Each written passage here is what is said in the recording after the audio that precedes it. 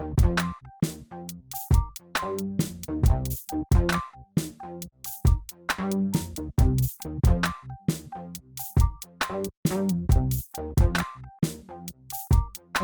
aí pessoal, tudo bem?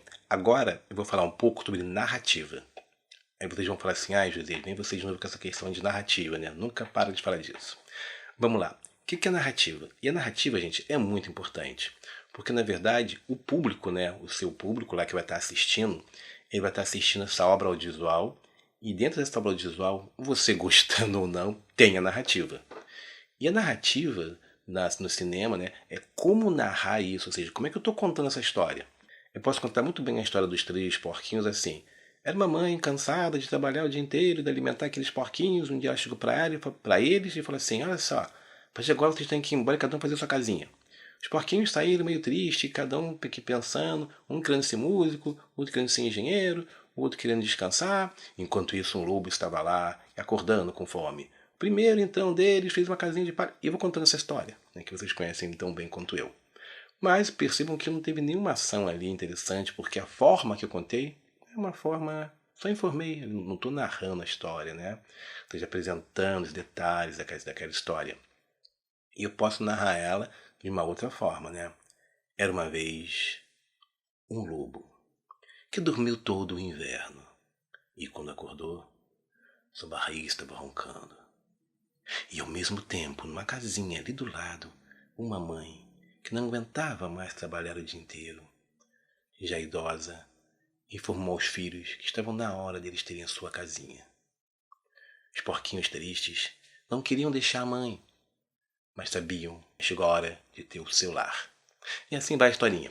Ou seja, a narrativa seria isso, né? Na literatura, de como eu narro, né? A entonação que eu coloco, o tom de voz que eu coloco, mas também como eu apresento os personagens. Então eu posso apresentar o personagem falando que é um lobo mau, ou posso mostrar o por quem é esse personagem, como ele faz aquilo, o motivo de fazer aquilo e assim vai. E no cinema é a mesma coisa. Só que no cinema eu vou narrar esses personagens através de planos, enquadramentos, tá? Então o plano que eu te apresento vai ajudar a contar a narrativa. E como eu organizo esse corte também. Como é que eu faço esses planos? Qual é o enquadramento que eu vou colocar? E como esse enquadramento vai contribuir para contar essa história? Tá achando confuso? Calma. Você deve ter visto curtas estudantis que de repente tem 5 minutos para ter 20, porque é chato, não acontece nada, você não entende a imagem, o áudio está ruim, o enquadramento não está bom, e te cansa. E você deve conhecer curtas que tem 15, 20 minutos, que é tão interessante que quando acaba, poxa, rapidinho, né? E tu vê que tinha 20 minutos às vezes, tá? Então é por isso que é interessante conhecer narrativa e principalmente quando você está fazendo curtas com os alunos, o que eles estão narrando? Como eles estão narrando? As imagens, esses enquadramentos estão contribuindo para que seja narrado de uma forma lúdica, de uma forma que eu possa compreender aquela história? Muitos curtas que eu vejo de estudantes, que tem às vezes 10, 15 minutos, se tivesse 5 seria perfeito. Mas aí se estica demais, né? Vou dar um exemplo, né? Os nossos alunos, por exemplo, assistem muito mais séries em redes, né, como Netflix e outros, do que televisão e novela. Eles odeiam novela. Claro, não são todos, mas a grande maioria. Pergunte para os seus alunos para você ver, quando acabar a quarentena, claro. E você vai ver que eles preferem a série porque a série ela tem uma narrativa muito rápida. A linguagem dela é diferente, né? A novela eu brinco que é o único meio audiovisual que ele fala assim, vou falar com o ciclano.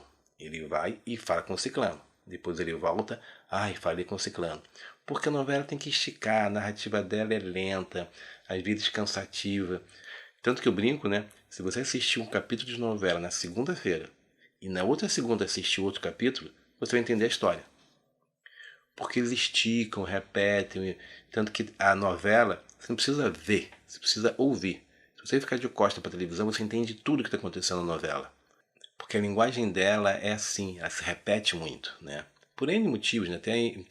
Até em função de quando a TV surgiu no Brasil, né? Quem vai trabalhar na televisão é o pessoal de rádio, né? Não é o pessoal de cinema e também não era o pessoal de teatro. Então, como o pessoal de rádio tomou conta, eles organizaram isso como eles sabiam, que era falar. É por isso que a nossa TV é muito auditiva, né? É por isso que a nossa TV, a narrativa dela é muito em cima do áudio, né? Faça esse teste.